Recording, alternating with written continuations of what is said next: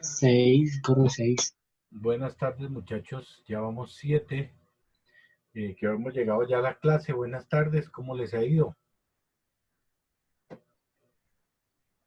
Bien, contentos, Bien, sí, felices. señor. Ahí con inconvenientes, pero bien, profe. Bueno, eso está bien. Todos tenemos inconvenientes. Todos vamos iguales, ¿cierto? Vamos esperando que lleguen los compañeros. Vamos admitiendo a los que van entrando. 6:08. Démosles unos minuticos más, 6:10, y empezamos la clase. Admitamos a Ana Domínguez, que ya llegó también a clase. Dice que una persona está esperando. Bueno, ya recibimos a todos. Lili Tobar también llegó a clase. Hola, Ana Domínguez, ¿cómo vas? ¿Qué ha habido? Buenas tardes, profe. Muy bien, gracias. Bueno, chévere. ¿Qué más? ¿Cómo va Kennedy? ¿Chévere? Chévere, profe. Bueno, eso está bien. Lo importante es que todo esté bien por allá por Kennedy. Sí, señor. Buenas noches. Buenas noches, Lili Tobar, ¿cómo vas? Bueno. Buenas noches, chicos. Buenas Buenas noches. noches. Buenas noches, buenas noches. Bueno. Buenas noches, Lili. Entonces, dejémoslo ahí. Buenas noches, muchachos. ¿Cómo están ustedes? Bienvenidos a la clase del día de hoy del programa de salud ocupacional de la Institución Universitaria de Colombia. Son las 6:10 de la noche del día 24 de junio del año 2020 y qué bien que estén hoy en clase. Chévere que hayan ustedes estado presentes. Hoy estamos en la sesión, en la mitad de la clase, en la mitad de las clases que tenemos nosotros, y vamos a ver hoy un tema que es la seguridad social en Colombia. ¿Qué es la seguridad social en Colombia? Aceptemos a Cristian Angarita, que llegó a la clase, aceptemos a los otros compañeros, ¿cierto? Ayer habíamos quedado con una situación, era de las exposiciones.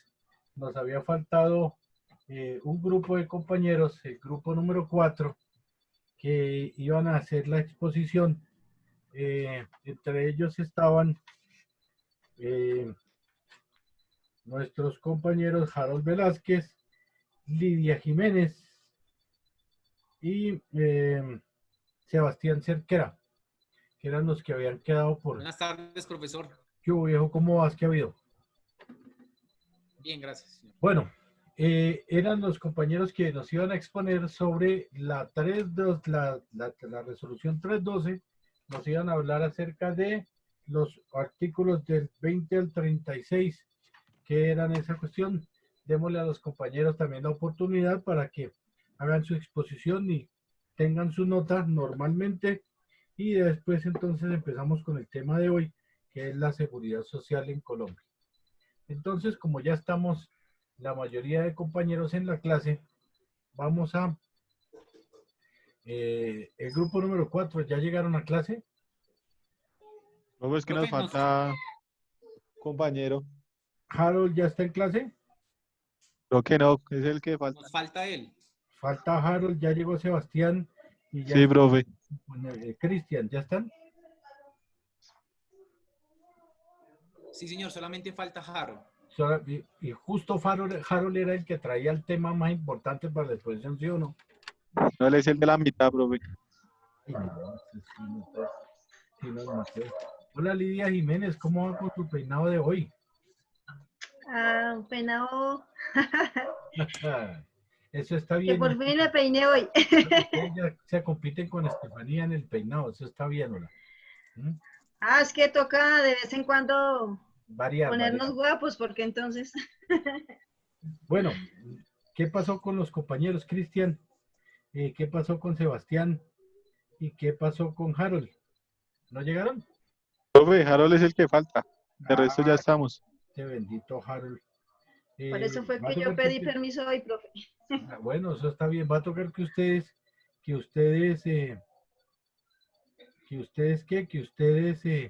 empiecen. ¿Sí? Empiecen. Listo, profe. Pues vamos a ir adelantando la clase, porque también tenemos que tocar el tema de la seguridad social en Colombia hoy. Entonces, los escuchamos. El público es de ustedes, muchachos.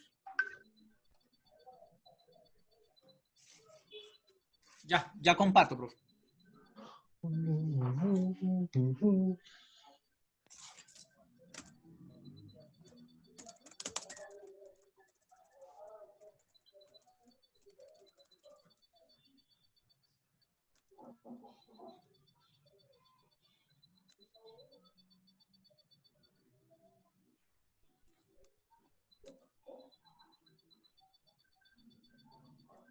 Yo ya les di la opción de compartir, o sea que ya pueden compartir. Sí, señor. ¿Sí?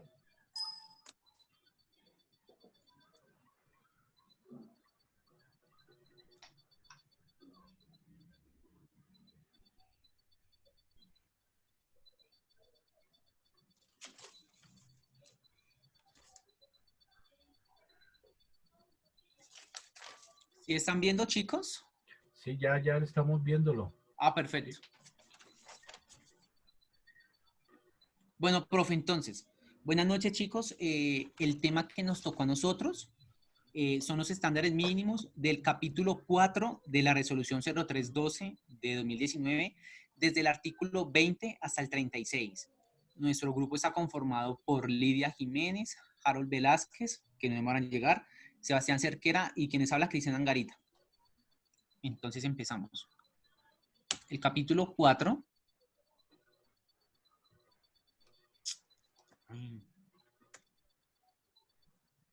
nos habla sobre las disposiciones comunes para todas las empresas, empleadores y contratantes. Entonces vamos a empezar con el artículo 20 de la resolución 0312 del capítulo 4, que nos habla sobre los estándares mínimos en el lugar de trabajo. Más que todo, este artículo nos indica que pues, es de mucha importancia, pues, ya que es de un obligatorio cumplimiento para las personas naturales y las personas jurídicas. Cualquier tipo de empresa, no importa si son públicas o privadas. Bueno, como lo señala en el artículo 2 de esta misma resolución, su campo de aplicación se implementa en el que tiene que estar como ajustado como número de trabajadores, también la actividad económica. Entonces, dependiendo de eso, los estándares mínimos cambian, ¿sí? Como vemos en este cuadrito, para una empresa de menos de 10 trabajadores, son solamente 7 estándares. Para una empresa pequeña, de 11 a 50 trabajadores, son 21 estándares. Y pues como lo vemos aquí, en el sector agropecuario son solamente 13 estándares, y para las empresas grandes, que son más de 50 trabajadores, 62 estándares.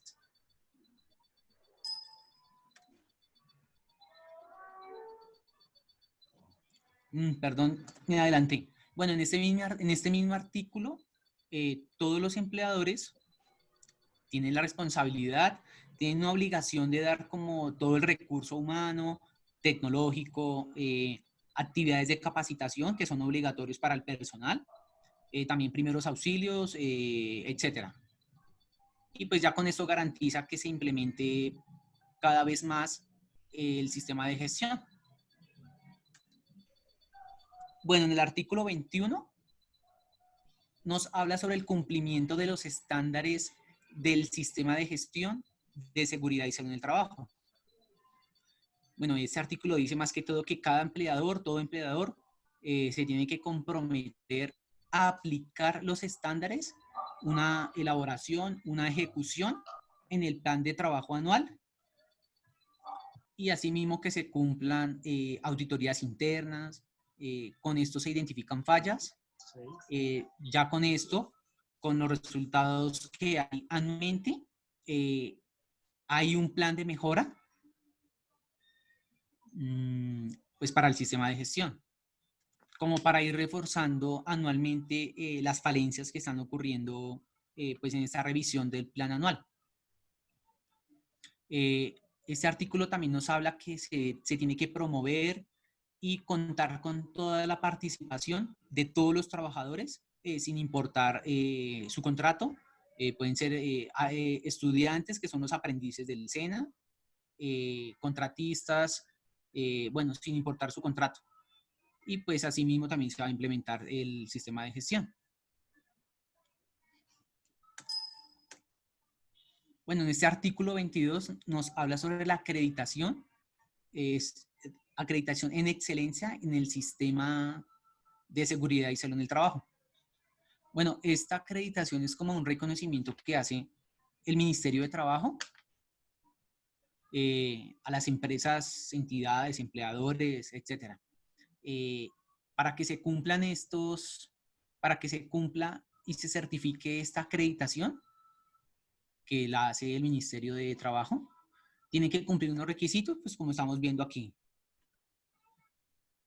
Aquí uno de ellos es que sus planes anuales siempre se mantengan sobre el 100% de cumplimiento en los últimos 2 años. También aquí presentar bajos indicadores de sistema comparados con los 2 años anteriores. Aquí hay otro que los programas, que los planes, como que sean más de los que están como en las normas.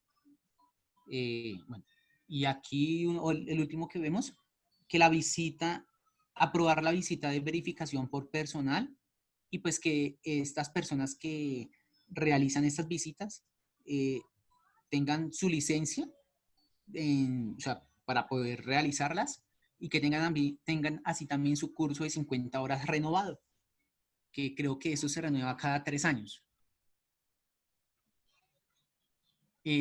Bueno, aquí el artículo 23 habla sobre las obligaciones de todos los empleadores o contratantes. Como estamos viendo aquí, bueno, una de ellas es definir, firmar y divulgar la política del sistema seguridad en el trabajo. Esta divulgación se puede hacer, una persona encargada del sistema puede realizar una charla o una pequeña capacitación, y pues ahí queda divulgada y que quede el soporte de que las personas estuvieron en esta, pues para que sepan cuál es la política. Asimismo como los objetivos, que estos 2 documentos se realizan anualmente, por si hay cambios. Aquí hay otra que es asignación y comunicación de responsabilidades. Una de ellas es, esto es un formato que se entrega a los trabajadores cuando van a ingresar, de que ellos son partícipes, de que ellos están en toda la obligación en participar en estos estándares mínimos para que se pueda cumplir el sistema de gestión en la empresa. O sea, digamos que no es que una persona diga, no, es que yo a esta capacitación no voy a entrar porque no quiero, sino porque le toca, ¿sí? Porque ya, o sea, hay una ley que los obliga a que tienen que participar. Igualmente que, como son los comités del COPAS, comités de convivencia y brigadistas, que pues ellos, ninguno se va a negar a que no estén en estos comités. Acá hay otra que es rendición de cuentas al interior de la empresa. Esta rendición de cuentas se hace anualmente, como en qué fue lo positivo que hubo, pues en el año, ¿sí? Y asimismo aquí la definición de recursos, que es cuando se hace eso es un Excel que se realiza como un presupuesto de cuánto se va a gastar para poder realizar el sistema de gestión en la empresa. Digamos, un ejemplo, uno de ellos es los pagos que se realizaron en el momento del ingreso, exámenes de ingreso, exámenes periódicos, exámenes de retiro, que se realiza. Entonces esto está plasmado en este Excel de cuánto fue el presupuesto. Y asimismo esto se tiene que firmar por el representante legal de cuánto fue lo que se invirtió para ese año. Acá hay otra que son cumplimiento de los requisitos normativos aplicables. Aquí hay otra que es gestión de los peligros y riesgos. Acá hay otro que es muy importante, que es el plan de trabajo anual en sistema y seguridad en el trabajo. Esto es que, el plan de trabajo anual es algo que se tiene que cumplir, como los comités del COPAS que se realizan mensualmente, y como los comités de convivencia que se realizan cada 3 meses, pues todo eso tiene que estar soportado. Asimismo las capacitaciones y, bueno, acá hay otra que es la prevención y promoción de riesgos laborales. Y pues, como ya les había contado en el artículo anterior, que esto tiene que ser participación de todos los trabajadores. Y bueno, les voy a hablar sobre el artículo 24, sobre la afiliación irregular en riesgos laborales mediante asociaciones o agremiaciones. Como vemos aquí en el dibujo, pues esto es un negocio que tienen varias empresas que no están registradas ante el Ministerio de Trabajo, donde las empresas privadas o públicas, pagan a unas agremiaciones, a unas asociaciones, para que les afilien a sus trabajadores a los riesgos laborales, al ARL. Pero entonces, esto lo tienen que hacer, son las empresas en sí tienen que afiliar a sus trabajadores, pues como el derecho que tienen, ¿no? Hay muy pocas agremiaciones donde sí están permitidas ante el ministerio, pero pues no son muchas.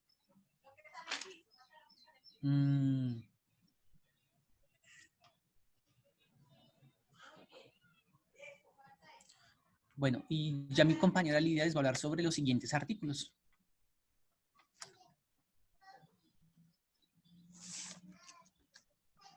Compañeros, buenas tardes. A mí me correspondió el artículo 25, fases de adecuación, transición, de aplicación para la implementación del sistema de gestión de CCT con estándares mínimos. Fases de adecuación y transición. Fase 1, pues evaluación inicial que se dio desde junio a agosto de 2017. Y fase 2, plan de mejoramiento conforme evaluación inicial, autoevaluación, plan de mejora y diseños y fórmulas plan anual 2018.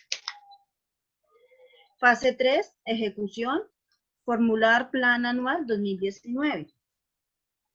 Fase 4, seguimiento plan de mejora, autoevaluación y plan de mejora desde enero a octubre del 2019. Perdón, antes era el del 2018, ahora es el 2019. Y fase 5, inspección, vigilancia y control desde el de noviembre 2019 en adelante. ¿Lo pasas, por favor, Cristian? Gracias. El artículo 26, implementación definitiva del sistema de gestión de enero del año 2020 en adelante. Nos dice también que en el mes de diciembre las empresas deberán aplicar autoevaluación conforme a la tabla de valores y calificación de los estándares mínimos del sistema de gestión de SCT mediante el diligenciamiento de formularios de evaluación establecidos en el artículo 27 de la presente resolución. Elaborar plan de mejora conforme al resultado de la autoevaluación de los estándares mínimos. Este plan mejora debe quedar aprobado por la empresa en el plan anual del sistema de gestión de SCT. Formular el plan anual del sistema de gestión de SCT, en el cual debe empezar a ser ejecutado a partir del 1 de enero del año siguiente. Entonces aquí nos muestra un mapa, se puede decir una autoevaluación, plan de mejora, formular plan anual. Entonces 2020 en el 2021, entonces tenemos ese plan. Sigue, por favor, Cristian. Artículo 27. Tabla de valores de los estándares de cada uno de los ítems que componen los numerales de los estándares mínimos del sistema de gestión de CCT. Se tomará la tabla de valores que se presenta a continuación, en la cual se relacionan los porcentajes a asignar a cada uno. Entonces ahí es Para la calificación de cada uno de los ítems, se tomarán los porcentajes máximos o mínimos de acuerdo a tabla de valores, teniendo en cuenta si cumplen o no con el ítem de estándar. En los ítems en la tabla de valores que aplican para las empresas de menor de 50 trabajadores. Clasificadas con riesgo 1, 2 o 3 de conformidad en lo señalado en la presente resolución. Se deberá otorgar el porcentaje máximo de calificación en la columna no aplica frente al ítems. Aquí hay el PABH. Entonces, políticas del SST. Mejoramiento, auditoría y revisión de la alta dirección. Organización del sistema de Lidia, gestión. Señor. qué pena te interrumpo, profe. ¿Será que tú le puedes dar eso a Harold? Ya está Harold en la clase. Ah, listo, profe. ¿Listo? Organización del SST y planificación y la aplicación. Y la auditoría y revisión de la alta dirección. Sigue, Cristian, por favor. El artículo 28, plan de mejora de conforme al resultado de la autoevaluación de los estándares mínimos. Tenemos como objetivos fortalecer una cultura que propicie las condiciones adecuadas para mejorar el clima organizacional. Implementar un modelo de capacitación y de desarrollo integral del talento humano, profesional, técnico y de apoyo. Hay estrategias como direccionar y fortalecer el clima laboral organizacional, acciones. Acciones, realizar reuniones quincenales y... Un momento, profe. Realizar reuniones quincenales del talento humano, ejecutar nuevas actividades como deportes, musicoterapia, yoga, y evaluación y monitoreo mensual a través de un test dirigido al entorno laboral y familiar. Capacitaciones dinámicas, cursos motivacionales de talento humano, capacitaciones actualizadas basadas en la realización de la población, capacitación por estrategia a todo el personal. Criterio, si el puntaje obtenido menor de 60.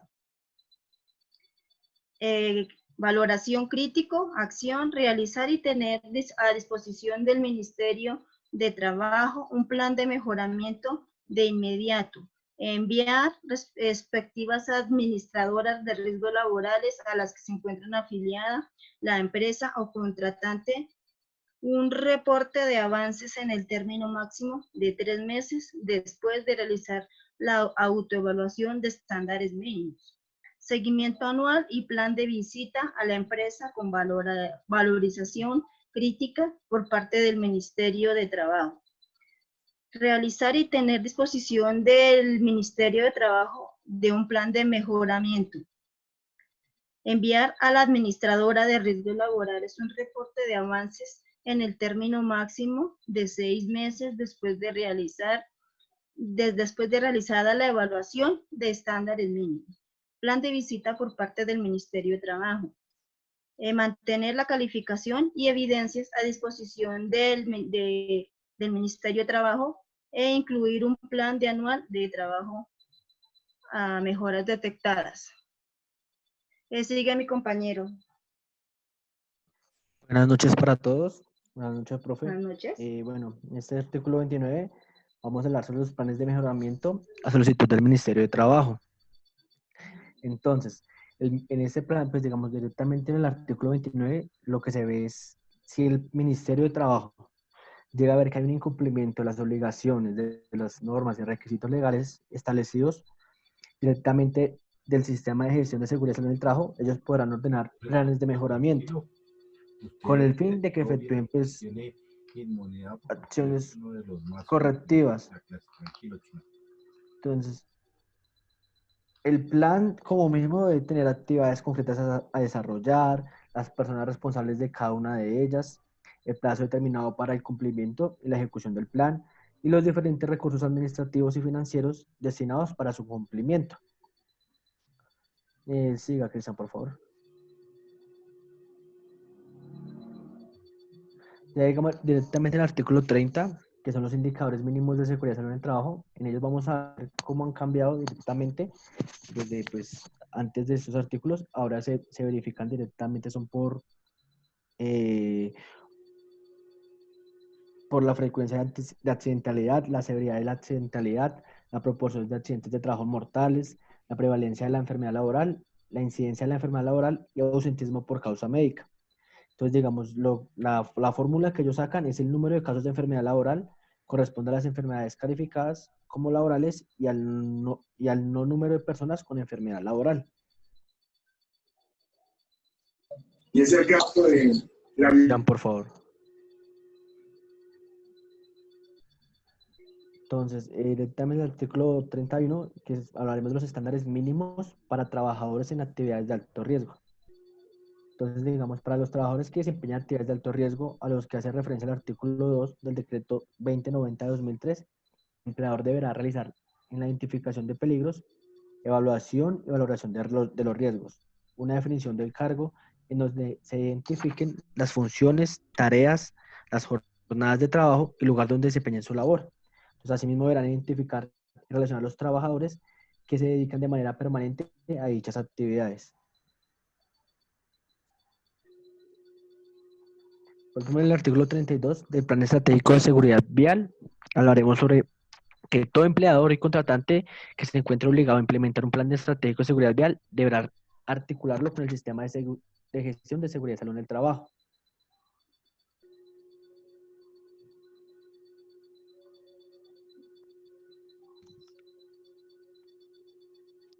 Buenas noches, compañeros. Profe, ¿cómo está? A mí me tocó el artículo 33. Entonces vamos a hablar de la prevención de accidentes en industrias mayores. Este nos habla de la prevención de accidentes en industrias grandes y también las distribuidoras, las que manejan productos químicos y pues deberán ellas tener un cronograma, tendrán cómo prevenir ¿qué? Estos accidentes con estos químicos, con estos líquidos. La otra, Cristian. El artículo 34 nos hablan de la ampliación de los estándares mínimos en seguridad y salud en el trabajo. Acá nos hablan de cinco fases. Es la evaluación inicial, el plan de mejoramiento, ejecución, seguimiento y plan de mejora, inspección y vigilancia y control. Pues esto ya casi nos habló nuestra compañera Lidia en el artículo 25 y 26 de la presente resolución. La otra, Cristian, por favor.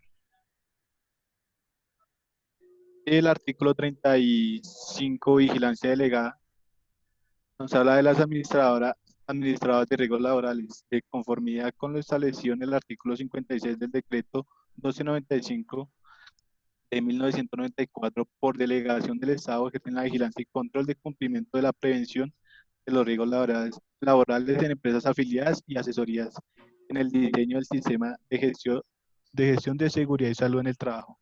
Bueno, esta nos habla de una vigilancia que tienen las ARLs con las empresas para así hacer las auditorías y mirar qué es lo que está bien y qué es lo que está mal en un en un sistema de gestión.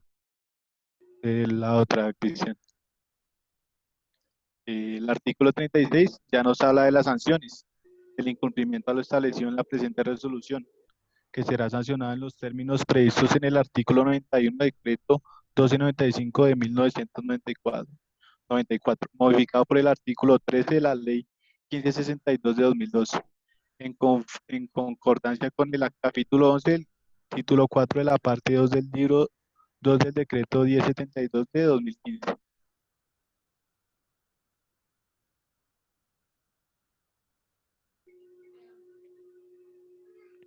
Cristian, ¿tiene listo los videos? ¿El video?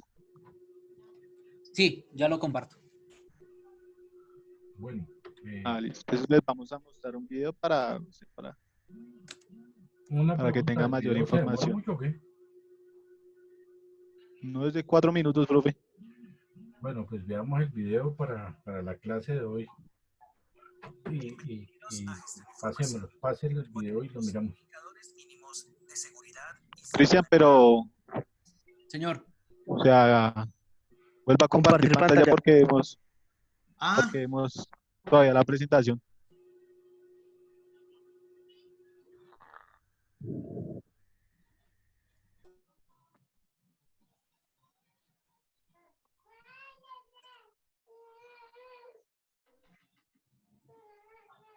¿Ahora sí?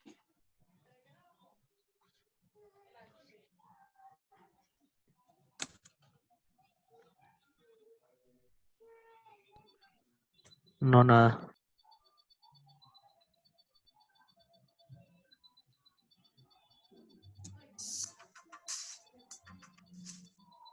Bienvenidos a Gestión de Información. Hoy veremos indicadores mínimos de seguridad en el trabajo.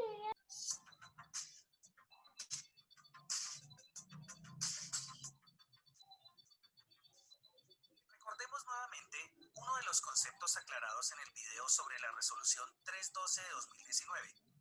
Una cosa son los estándares mínimos y otra, el sistema de gestión de seguridad y salud en el trabajo. En otro video, se han aclarado los indicadores de estructura, proceso y resultado con los que deben contar las empresas en Colombia para dar cumplimiento al decreto 1072 de 2015. En sus numerales 2.2.4.6.20 al 2.2.4.6.22. Los indicadores mínimos de seguridad y salud en el trabajo contemplados en el artículo 30 de la resolución 312 de 2019. Todas las empresas deben llevar un registro de los indicadores de seguridad y salud en el trabajo. Estratégicamente usted puede también determinar que todos corresponden a indicadores de resultado. Pero, ¿en qué cambiaron los indicadores? La frecuencia de accidentalidad, que antes se tomaba teniendo en cuenta los criterios de OSHA y de la NTC 3701, ahora se ajustó a Colombia y se definió como el número de veces que ocurre un accidente de trabajo en el mes con una fórmula de cálculo de número de accidentes de trabajo que se presentaron en el mes sobre el número de trabajadores en el mes por seriedad de accidentalidad. Está definida como el número de días perdidos por accidentes de trabajo en el mes. Su fórmula corresponde a número de días de incapacidad por accidente de trabajo en el mes más número de días cargados en el mes sobre número de trabajadores en el mes por 100. Los días cargados se tienen en cuenta cuando se origina muerte, invalidez o incapacidad permanente parcial, ya que en estos casos es posible conocer la PCL, pérdida de capacidad laboral. Su forma de cálculo es la siguiente. Días cargados por muerte de 1.000 días. Días cargados por 26 días multiplicado por el porcentaje. Esto quiere decir que si una empresa tiene accidentes no incapacitantes o situaciones que generan capacidad temporal, no se calcula días cargados. Le da un comprende de las prestaciones económicas en Colombia, cómo se determina la PCL. Pueden revisar un video del canal donde se detalla ese tema. En los comentarios dejaré enlaces. Continuemos con ese tema. La proporción de accidentes de trabajo mortales está planteada con la siguiente fórmula. Número de accidentes de trabajo mortales que se presentaron en el año sobre total de accidentes de trabajo que se presentaron en el año por 100. Un indicador porcentual se mide anualmente. Los siguientes indicadores le permitirán al encargado de la ejecución del sistema fortalecer la vigilancia de la salud en el trabajo o vigilancia epidemiológica de la salud en el trabajo. Primero, incidencia de la enfermedad laboral, como debe ser el orden de aplicación. Número de casos nuevos de enfermedad laboral en el periodo Z sobre promedio de trabajadores en el periodo Z por 100.000. Si el tiempo de medición es anual, determinará que por cada 100.000 trabajadores existen X casos nuevos de enfermedad laboral en el periodo Z, el cual corresponde a un año. Prevalencia de la enfermedad laboral. Número de casos nuevos y antiguos de enfermedad laboral en el periodo Z sobre promedio de trabajadores en el periodo Z por 100.000. Su interpretación determina que por cada 100.000 trabajadores existen X casos de enfermedad laboral en el año. Ausentismo por causa médica. Su fórmula de cálculo es la siguiente. Número de días de ausencia por incapacidad laboral o común en el mes, sobre número de días de trabajo programados en el mes por 100. Tenga presente que el número de días de trabajo programados en el mes es igual al número de días de trabajo programados en la empresa por el número de trabajadores. Se interpreta como el porcentaje mensual de pérdida de días programados de trabajo por incapacidad médica. Ahora que hemos entendido los indicadores, me gustaría dejar este tema para que en los comentarios sea debatido técnicamente. ¿Les parece justo que los indicadores deban calcularse teniendo en cuenta a todos los trabajadores dependientes e independientes, trabajadores en misión, cooperados, estudiantes y todas aquellas personas que presten sus servicios o ejecuten labores bajo cualquier clase de modalidad de contratación en las instalaciones, sedes o centros de trabajo del empleador o contratante? Gracias por su atención.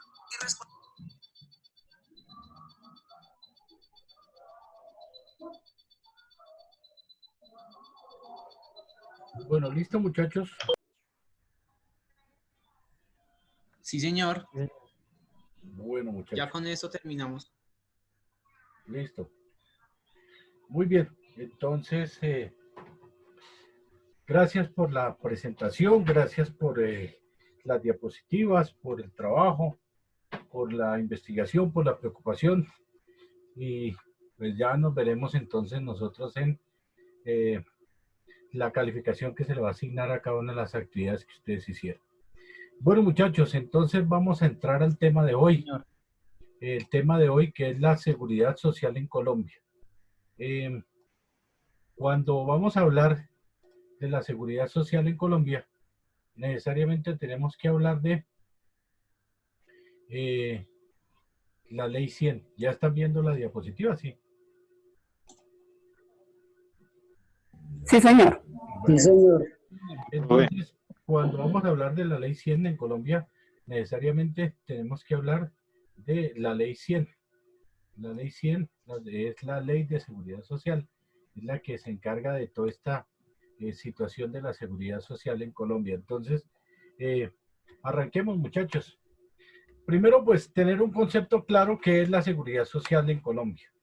La seguridad es un sistema que se encarga de la protección y que busca evitar las consecuencias de algunos riesgos que el Estado ha identificado como los riesgos amparables, o sea, los riesgos que van a tener cobertura dentro del sistema de la seguridad social en Colombia. Esos son los riesgos que se llaman o se conocen como los riesgos amparables, todos aquellos que están cubiertos por el sistema de seguridad social en Colombia. Esa filosofía de la seguridad social en Colombia, nosotros la encontramos por allá en el artículo 48 de la Constitución Nacional, donde nos dice que ese derecho a la seguridad social en Colombia es un derecho que gozan todos los individuos en el país, en el Estado colombiano, que es irrenunciable, o sea que usted no puede renunciar a ese derecho, ni se le pueden privar de ese derecho, ¿cierto? Y que es el Estado el que tiene que compensar a las personas cuando sufren un riesgo, ¿cierto? Un riesgo de tipo social, es el Estado el que está llamado a garantizar, a compensar el sufrimiento por ese tipo de daños. Entonces, es las reparaciones que el Estado tiene por intermedio de las entidades que forman parte del sistema de seguridad social en Colombia. ¿Cómo está organizado ese sistema de seguridad social en Colombia?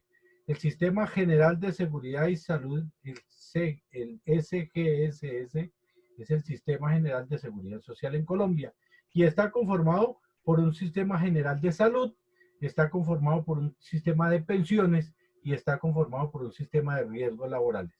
Entonces, ¿qué comprende la seguridad social en Colombia? La seguridad social en Colombia comprende la cobertura y la atención en salud, el sistema general de pensiones y el sistema general de riesgos laborales. Eso es básicamente lo que es la seguridad social en Colombia. Esas entidades que forman parte de la seguridad social en Colombia es lo que nosotros llamamos como las AFP, las EPS y las ARLs. Las AFP son las administradoras de fondos de pensiones o administradoras de fondos pensionales. Las EPS que nosotros vemos ahí son las entidades promotoras de salud y las ARL son las administradoras de riesgos laborales. Las administradoras de fondos de pensiones se encargan y atienden todo lo que tiene que ver con vejez y muerte de los afiliados al sistema de pensiones. Las EPS atienden todo lo que es maternidad y enfermedad general de las personas. Y las administradoras de riesgos laborales atienden todo lo que tiene que ver con accidentes de trabajo y enfermedades profesionales. Para que nos quede claro a nosotros el concepto de enfermedad general, es la enfermedad que usted sufre de una manera natural, ¿cierto? Que de pronto usted empezó a sufrir de gastritis y eso no tiene nada que ver con el trabajo, o que usted empezó a sufrir de, no sé, de ceguera, empezó a sufrir de miopía, y la miopía no tiene nada que ver con su trabajo. Esas son enfermedades generales. Las enfermedades que se producen como ocasión natural de la evolución de la persona. Quiere decir que entre más viejo se pone uno, más enfermedades tiene, y esas son enfermedades generales. Las enfermedades profesionales o enfermedades laborales son las que me sobrevienen a mí con ocasión de mi trabajo. Por ejemplo, muchas personas dicen, es que yo estoy sufriendo el manguito rotador. Es el dolor aquí, en esta parte del hombro, que es porque la persona está haciendo siempre la misma actividad, ¿cierto? Una actividad repetitiva, y entonces esa es una enfermedad que le sobreviene por el trabajo que está desempeñando la persona. Entonces, esa es lo que es una enfermedad profesional o enfermedad de origen laboral. En cuanto a lo que son los fondos de pensiones y las administradoras o las entidades prestadoras de salud, es el empleador el que va a ser el encargado de hacer unos aportes para que usted goce de ese beneficio, mientras que la administradora es el empleador y el trabajador. A usted le están descontando de su plática, de su sueldo mensualmente para la pensión y para la salud. Usted está haciendo un aporte. Y para los riesgos es únicamente el empleador. Usted no tiene que sacar plata de su bolsillo, ni le tienen que descontar de su sueldo para que la cobertura de riesgos laborales. Es el empleador, por una sencilla razón, porque es el empleador el que está colocando, el que coloca el riesgo en el lugar de trabajo. La Ley 100 de 1993 nos habla del sistema pensión, salud y riesgos laborales, ¿cierto? Entonces, cuando nosotros tenemos que hacer un aporte para el fondo de pensiones, ese aporte corresponde a un 16% del salario que nosotros devengamos, ¿cierto? Para la salud, el aporte es del 12.5% y para riesgos laborales, esta cosita no se me queda quieto, es un 100% que le corresponde al patrón, o sea, al empleador. Cuando a usted le van a tener o van a hacerle el descuento para los aportes para el fondo de pensiones, a usted le van a descontar de su sueldo el 4%. Y la empresa o el empleador o la entidad con la que usted está trabajando va a hacer un aporte del 12%. Ese 12% más el 4% que le descuentan a usted va a formar el 16% que va para el fondo de pensiones. En lo que es para la salud, a usted le van a descontar el 4% de su salario y el patrono va a aportar el 8.5% para su salud. Y el 100% va a pagar la empresa para riesgos laborales dependiendo de la actividad económica de la empresa y de la categoría de riesgo en que se encuentre la empresa categorizada. Todos esos, las administradoras de riesgos de salud, todos esos aportes, toda esa plata van al Estado. Desde el momento, muchachos, en que a usted le descuentan ese 4% para pensión y para salud, esos dineros se convierten en dineros oficiales. Desde el momento en que a usted, su empresa, se los descuenta, ese dinero se convierte en dinero oficial. Y por lo que es un dinero oficial, es un dinero del Estado. y ese dinero tienen que entregarlo al Estado para que el Estado disponga esos dineros. Por eso es que cuando muchas empresas le descuentan a ustedes su salario, el 4% para pensión y el 4% para salud, y no hacen el aporte, están cometiendo un delito, se están apropiando de unos dineros que son dineros oficiales, son dineros del Estado. Aquí ya vemos el cuadro donde nos habla, según la ley 100, todo lo que son los fondos de pensiones, la sigla AFP, EPS y ARL, para que nosotros las conozcamos, para que cuando en el desarrollo o en el desempeño de nuestra actividad tengamos que nos encontremos frente a una sigla de estas, pues sepamos de qué nos están hablando. ¿Qué riesgos cubren? Las administradoras de fondos de pensiones cubren lo que es correspondiente a la invalidez, vejez y muerte, las administradoras de fondos de pensiones. Las EPS, enfermedad general y maternidad, y las administradoras de riesgos laborales, todo lo que es el accidente de trabajo y enfermedad de origen laboral, ¿cierto? Volvemos a quién paga la cotización. Cuando a usted le descuentan el 4% para pensión, quiere decir que a usted le están descontando un 25% de su sueldo. Y el otro 75% tiene que aportarlo el empleador. Cuando a usted le descuentan el 4% para salud, ¿cierto? Entonces usted le están descontando las una tercera parte de su sueldo, y las 2/3 partes las aporta el empleador. Y el 100% para riesgos lo cubre el empleador, ¿cierto? ¿Quién toma la decisión para afiliarse a un fondo de pensiones? Esa decisión para afiliarse al fondo de pensiones la toma el trabajador. Usted es autónomo de escoger el fondo de pensiones donde usted quiera hacer sus aportes. No es que la empresa le va a obligar a que usted tiene que hacer la cotización obligatoriamente en el fondo que nosotros queremos porque es que a nosotros nos gusta más. No. En ese caso, usted es el encargado. Usted es la única persona que es autónoma para decidir a qué fondo de pensiones se va a afiliar. Para la salud, usted también va a escoger la EPS donde usted considere que es más beneficioso o mejor el servicio o más bonito o más cerquita, pero esa decisión la toma usted directamente o el trabajador es el que va a tomar esa decisión. No puede obligar la empresa a que usted tiene que afiliarse. Es que todos estamos afiliados aquí a Salud Total y usted tiene que afiliarse a Salud Total. Entonces usted se tiene que trasladar de la que usted tiene para cumplir. No, eso no. No, eso está prohibido.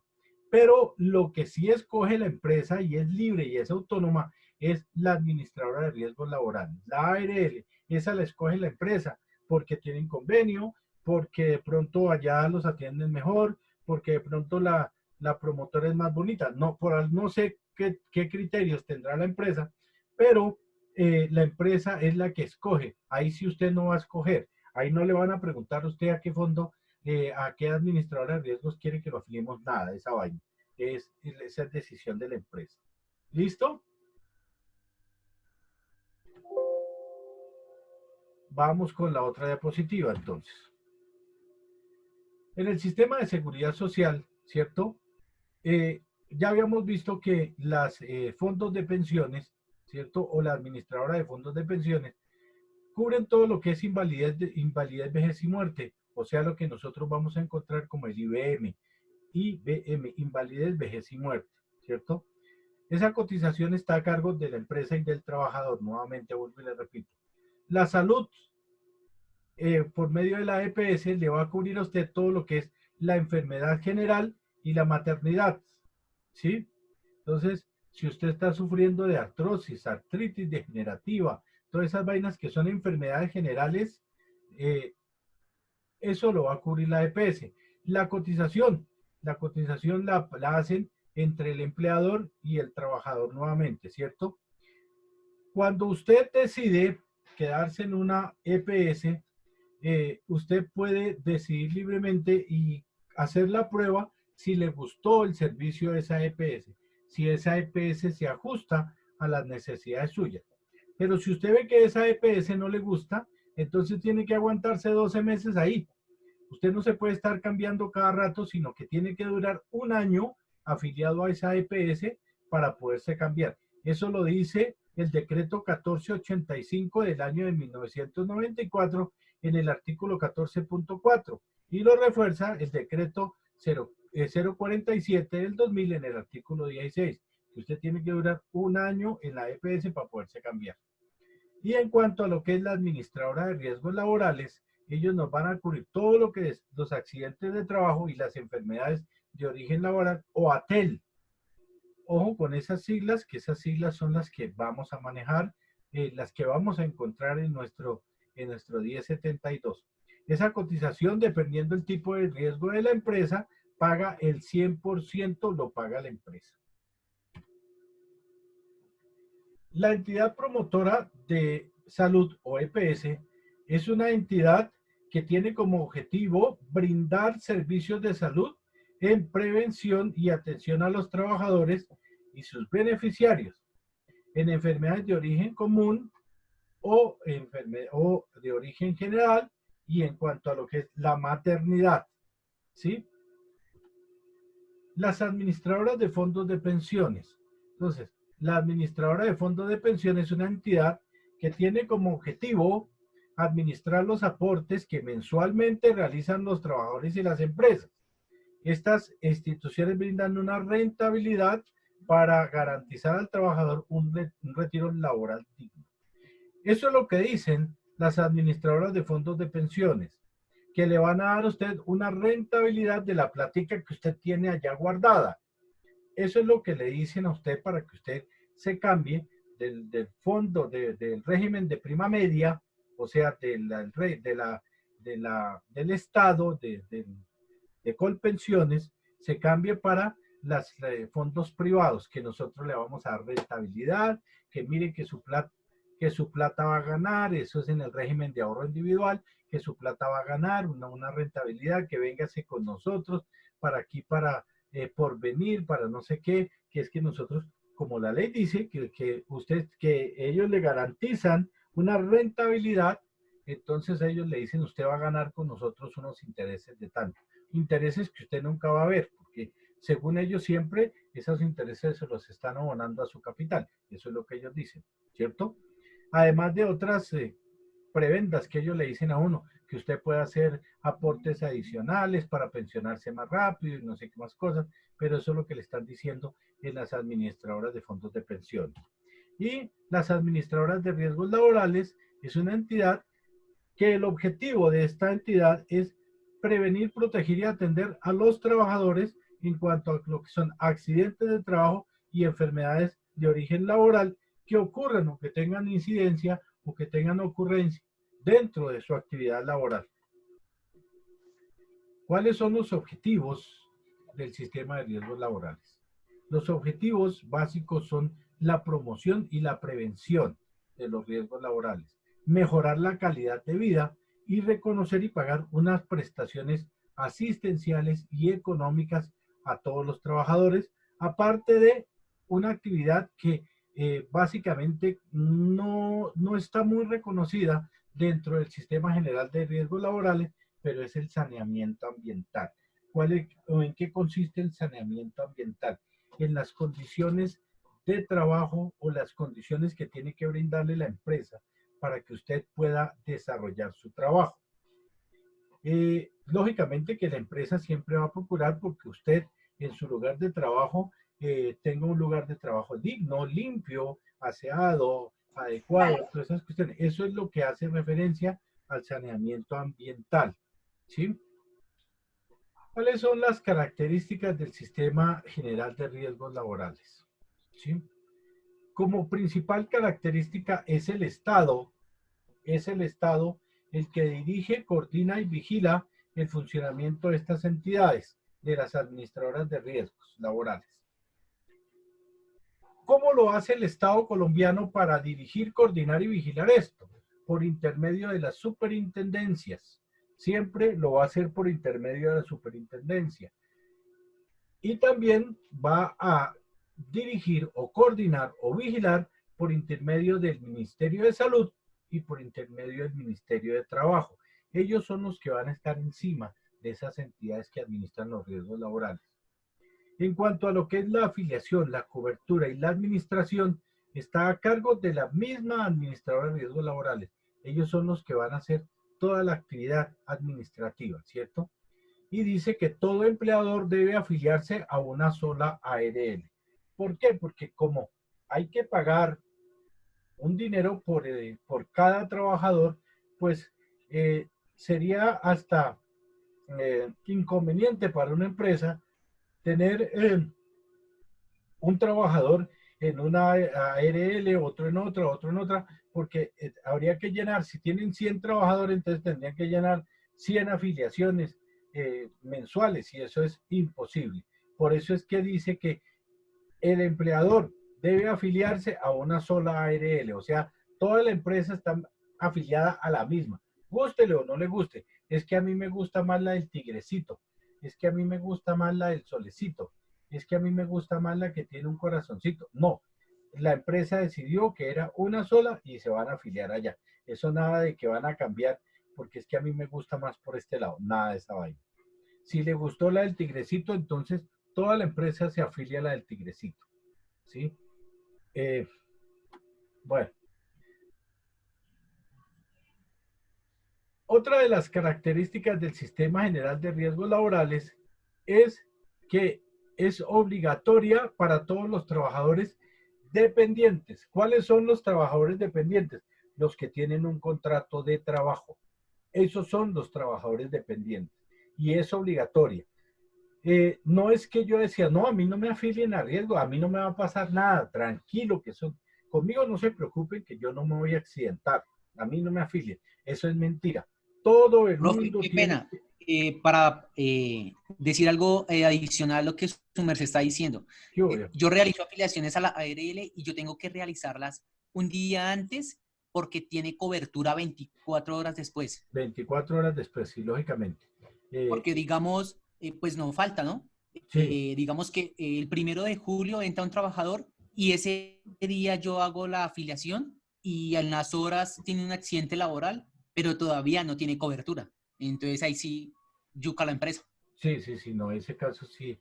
Inclusive muchas empresas, antes de que usted empiece a trabajar, se encargan de hacerle todo lo que son las afiliaciones. Si usted, por ejemplo, entra a trabajar el lunes, el próximo lunes, hoy tienen que hacerle la afiliación, llenarle el formulario y todas esas vainas, afiliarlo a pensión, riesgo, salud, todos esos trámites, cosa de que cuando usted llegue el lunes ya tenga la cobertura total, ¿sí?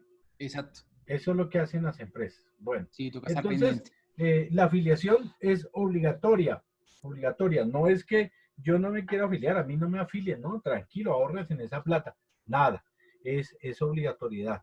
El trabajador que no tenga la cobertura, pues sencillamente no puede trabajar en la empresa porque es un trabajador que va a lo que yo les decía, es un riesgo para nosotros, para nosotros como encargados de la ejecución del sistema, de la aplicación del sistema. Un trabajador que no tenga esa cobertura es para nosotros un peligro. El pago de la cotización es responsabilidad exclusiva del empleador.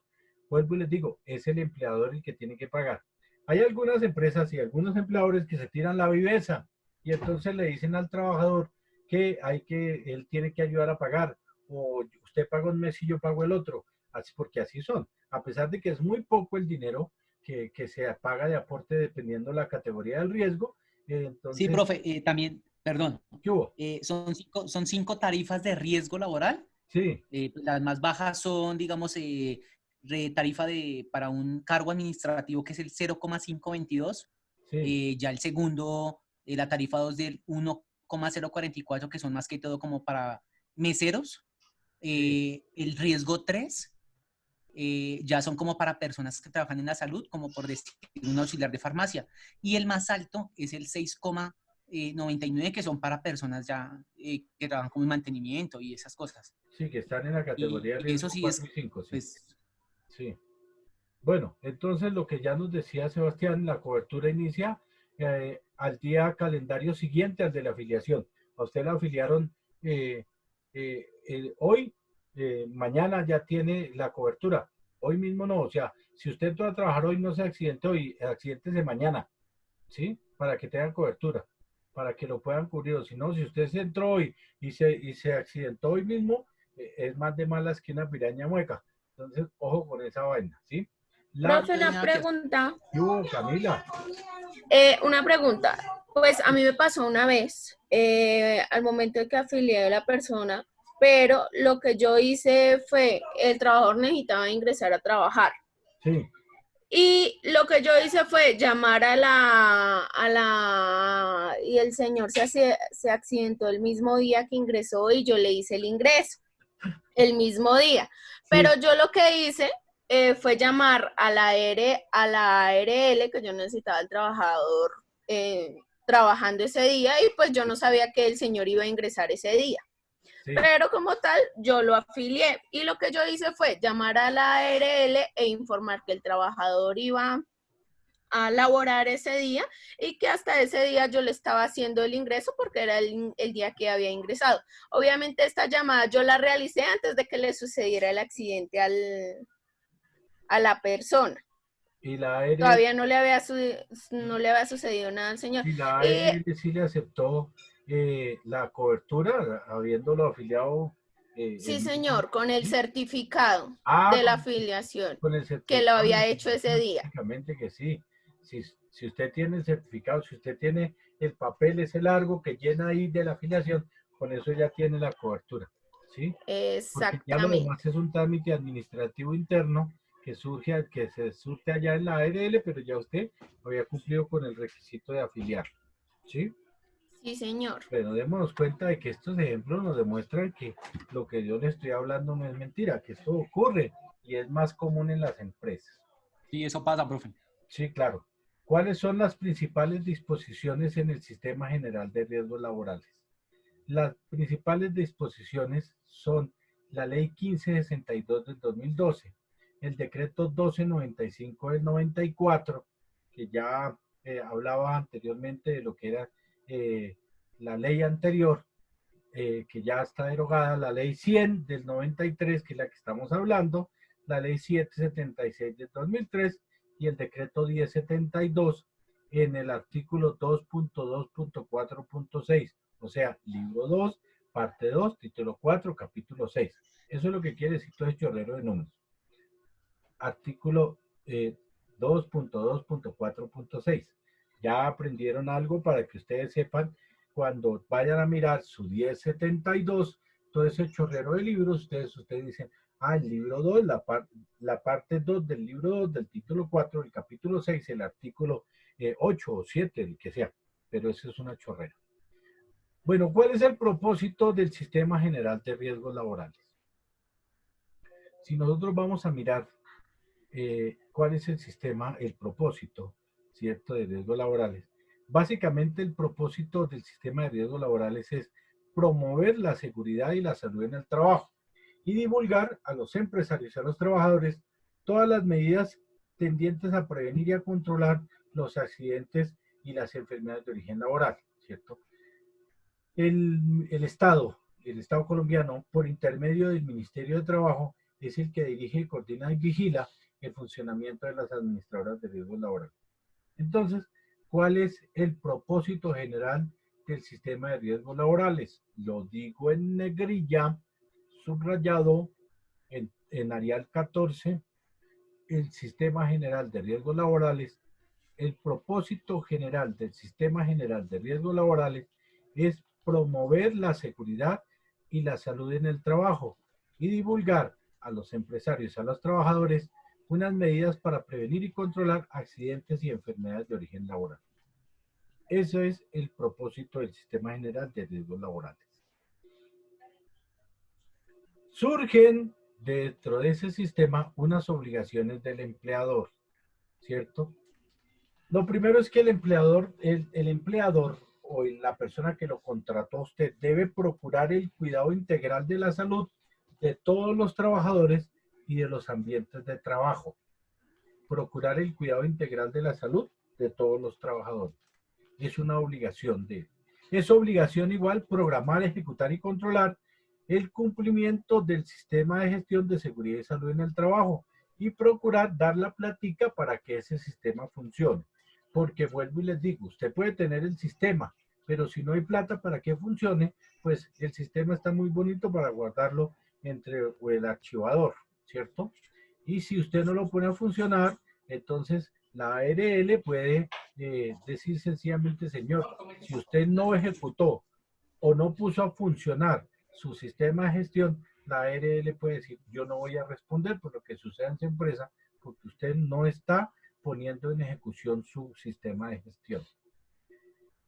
Otra obligación del empleador, notificar a la ARL todo lo que sean accidentes e incidentes de trabajo y todo lo que sean enfermedades de origen laboral. Generalmente siempre uno dice, no, es que los incidentes yo no los reporto o no los notifico. Y hay que notificarlos, hay que reportar todo lo que sean accidentes. Mucha gente dice, no, pero es que solo vamos a reportar accidentes. Mentiras, también hay que reportar lo que sean incidentes. Hay que reportarlos a la ARL. Y es obligación del empleador que se notifiquen. El empleador no puede ocultar esta información, porque si en algún momento le oculta esta información de un accidente de trabajo o de una enfermedad de origen laboral a la ARL, entonces la ARL se va a ver o no va a asumir los pagos de las prestaciones económicas y asistenciales, porque la ARL no tenía conocimiento. Sencillamente le ocultaron esa información y ella no tenía o no sabía de esas situaciones que ocurrían en la empresa, de esos accidentes, de esas enfermedades. Entonces es obligación del empleador notificar a la ARL y facilitar la capacitación en materia de seguridad y salud de los trabajadores, de todos los trabajadores que tengan a su cargo. En muchas empresas, y esto es realidad, y yo lo vivo actualmente en otra universidad, que llega el momento en el que vamos a hacer todo lo que son capacitaciones y entonces yo coordino con la gente del COPAS y coordino con los vigías y coordino con todo el mundo y listo, vamos a hacer, citamos a la gente de las brigadas y vamos a hacer unas capacitaciones y ya nos ponemos el traje y nos alistamos y toda la cuestión y nos ponemos ya todos felices y contentos. Y cuando vamos a citar a la gente, entonces llega el empleador, el dueño de la empresa, y mire, hermano, no me entretenga la gente, ¿sí? Por favor, no me saque la gente del lugar de trabajo, ¿sí? Mire, llévese únicamente a la señora de los tintos que no está haciendo nada y al portero que está ahí parado, llévese a ellos y entonces no me está facilitando a mí la actividad que yo voy a adelantar, ¿cierto?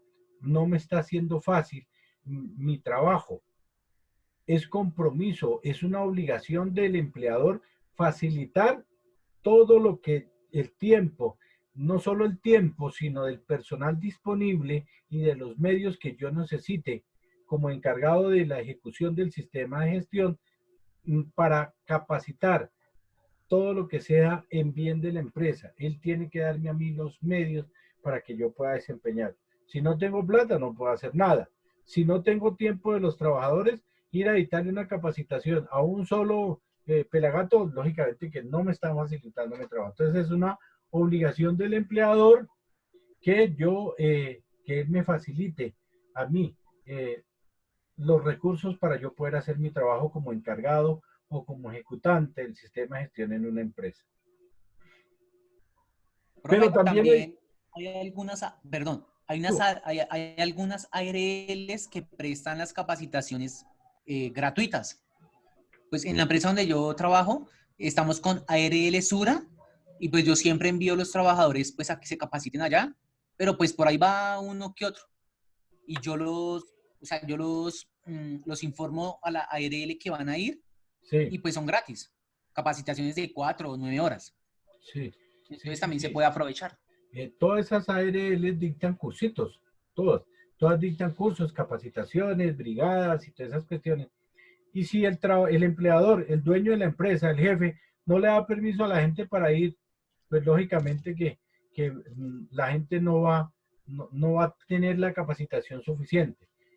Generalmente el empleador toma conciencia de estas situaciones cuando ocurre el hecho, cuando tienen el problema encima, cuando tienen la investigación encima, cuando tienen las sanciones encima. Es cuando el tipo se va a dar cuenta y va a decir, miércoles, yo debía haber hecho esto, ¿cierto? Ahí es cuando el tipo va a tomar conciencia. Entonces surgen también unas obligaciones de los trabajadores. Camila está aburrida, yo veo a Camila que está como aburrida, ¿cierto? Bueno, entonces surgen las obligaciones de los trabajadores. Una de la primera obligación del trabajador es procurar por el autocuidado de su salud. Si un trabajador no se cuida cuando está trabajando, cuando está haciendo su actividad en la empresa, pues lógicamente que este tipo es un riesgo para la empresa, es un riesgo para él mismo, es un riesgo para el entorno, para los demás compañeros, para mí, que yo soy el encargado del sistema de gestión. Entonces, un trabajador debe siempre procurar el autocuidado integral de su salud. Cuídese, hombre, mire, no haga esa actividad, hombre, de pronto se lesiona, no se suba allá que de pronto se cae, hombre, mire, no se cuelgue allá de esa viga que usted no tiene línea de vida, de pronto se mata, pero hombre, cuide su salud. Suministrar la información clara, veraz y completa sobre su estado de salud. Muchos trabajadores cuando van a ingresar a la empresa, por miedo a que lo rechacen o por miedo a que no les den el trabajo, ocultan situaciones de su estado de salud. No cuentan, no, hombre, es que yo tengo un problema cardíaco, lo que pasa es que yo soy diabético, yo soy hipertenso, tengo problemas del manguito rotador, tengo una síndrome del túnel metacarpiano, bueno, en fin, un pocotón de vainas, ¿cierto? Y ellos no son sinceros, no son claros al suministrar esa información, a declarar esas enfermedades con las que llegan. Porque ellos, o lo primero, o lo rechazan del puesto, o muchos de ellos dicen, no, pues yo llego a esta empresa y después digo, no, es que esa enfermedad la adquirí yo ahí, entonces ellos me tienen que pagar. Ojo con esas vainas, porque es que hay enfermedades que no nacen o no salen de la noche a la mañana. Las enfermedades no salen de la noche a la mañana. Los accidentes sí, pero las enfermedades no. Entonces, cuando el trabajador llega, tiene que denunciar esa enfermedad que él trae y eso tiene que quedar en el perfil que le realiza el médico ocupacional cuando le hace el examen de ingreso o un examen ocupacional. Ahí tiene que quedar registrado de que el tipo tiene una enfermedad y que él llega a nuestra empresa con esa enfermedad. Otra obligación del trabajador es cumplir los estándares, los reglamentos y las instrucciones que se contienen en el Sistema General de Riesgos, del Sistema General de Seguridad y Salud en el Trabajo. El trabajador que no cumple con los estándares, con los reglamentos, vuelvo y les digo, muchachos, hasta el cansancio, porque esto hay que martillarlo hasta el cansancio. Si un trabajador que no me cumpla a mí con los estándares y los reglamentos del sistema de gestión, que el tipo no quiere ir a las capacitaciones, que no quiere utilizar los EPP, que el tipo es un problema para mí, pues yo lo voy a reportar a Recursos Humanos. Y Recursos Humanos le va a hacer un llamado de atención, una anotación, ¿cierto? La primera vez. La segunda vez ya Recursos Humanos deberá tomar una decisión más seria con respecto a si lo suspende o le termina el contrato de trabajo, porque vuelvo y les digo, es un riesgo potencial que yo tengo ahí en mi empresa. Es un riesgo. Profe, perdón, pero digamos allá donde yo trabajo, yo soy muy cansona con los implementos de seguridad, sí. O sea, que los utilicen. Y por lo menos con la señora que estaba anteriormente en Recursos Humanos, yo siempre ya le decía, porque ellos, o sea, muy rara vez hacen caso.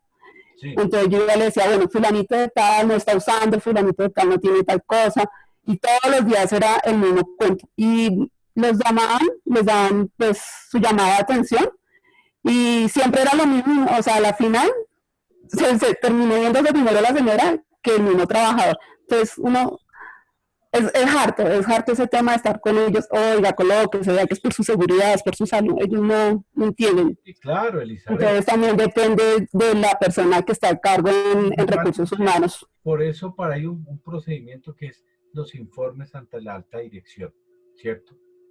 Porque si en ese caso no se estaba cumpliendo con la normatividad, los informes a la alta dirección, es más, también informarle al COPAS, si hay COPAS, informarle al COPAS, es una actividad del COPAS, es una obligación del COPAS también esa situación, ¿cierto?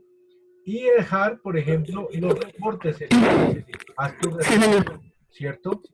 Pero digamos ya es que, o sea, no sé, es un tema bastante harto, porque uno les dice y en las reuniones del COPAS uno expone los casos.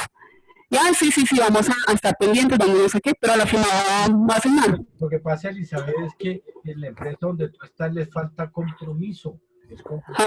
Y el día que ocurra un accidente grave allá, entonces lo único que te va a salvar a ti, el día que ocurre un accidente con un trabajador de esos, Elizabeth, lo único que te va a salvar a ti es lo que tú dejes de evidencia, ¿cierto? Sí, porque es que en la empresa ocurren muchísimos accidentes graves, de amputación, quemaduras. El año pasado una quemadura de tercer grado y una amputación de 2 dedos de una muchacha.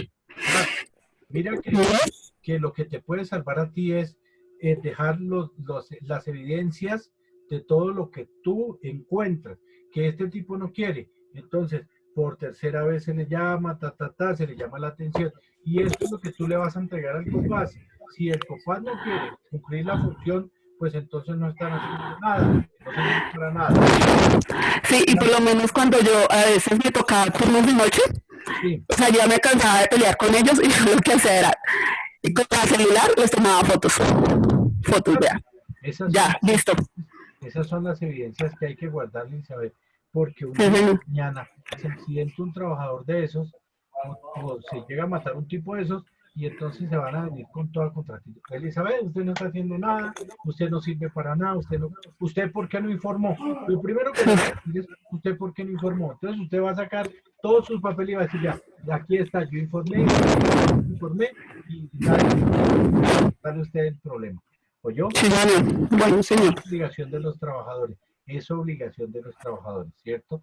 La próxima vez, Elizabeth, pase un informe por escrito a Recursos Humanos diciendo que el tipo está incumpliendo las obligaciones del sistema de gestión, y como el sistema de gestión es parte integral del contrato de trabajo, quiere decir que está incumpliendo el contrato de trabajo y que se le puede dar terminación a ese contrato a ese trabajador. ¿Oyó? ¿Sí? Profe, qué pena interrumpir. ¿Qué hubo, Lidia? En ese caso también se puede hacer, digamos, enviar un correo, no solamente las fotos, sino tener correos enviando esa información a la ARL, digamos, a la empresa. Bueno, pues la empresa sabe porque Elizabeth le ha informado al COPAS y le ha informado al jefe de gestión humana. Pero también ustedes le pueden avisar a la ARL, porque la ARL es la que tiene que estar estas novedades. La ARL, como ellos tienen que también estar ahí encima de que se esté aplicando el sistema de gestión, porque si no se está aplicando el sistema de gestión, quiere decir que la empresa está vulnerable para un accidente o una enfermedad, y la ARL como aseguradora, ellos tienen que estar pendientes de que se esté ejecutando y cumpliendo el sistema de gestión. ¿Oyeron? Sí, señor. Otra obligación de los trabajadores es participar en todos los programas de prevención de los riesgos laborales a través del COPAS. Es obligación, no es que si yo no quiero ir. Muchas veces yo lo hago en la universidad y les digo, muchachos, vamos a ir a una capacitación, de manejo de distintos. Uy, hermano, a mí no me metan en el chicharrón, hermano, no me lleve a mí, vea, lleve a este man, que este man sí, no, es obligación de ellos, que ellos tienen que participar, es obligación, ahí lo está diciendo en palabra grande al comienzo, es una obligación de los trabajadores. Eso no es si quiere, si que de mano, porque tranquilo, no, nada de esa vaina. En cuanto a lo que tiene que ver con los accidentes y las enfermedades laborales, todos los trabajadores tienen derecho a unas prestaciones económicas y a unas prestaciones asistenciales. Esas prestaciones económicas es plática que le van a dar a usted en caso de que usted tenga una incapacidad, ¿cierto? Y las prestaciones, o en caso de una pensión, y las prestaciones asistenciales es todo lo que tiene que ver con tratamientos médicos, de rehabilitación, medicinas, exámenes, todo lo que usted necesite para rehabilitarse, esas son las prestaciones asistenciales. Tengamos en claro un concepto, muchachos, que esto sí nosotros tenemos que conocerlo, tenemos que saber de qué nos están hablando y a qué nos está haciendo referencia. Cuando el trabajador sufre una situación de accidente laboral, de que sufrió un accidente, de que de pronto lo incapacitaron, entonces démonos cuenta de que cuando el trabajador sufre un accidente laboral, van a hacerle una evaluación de una vaina que se llama la PCL, o sea, la pérdida de la capacidad laboral, ¿sí?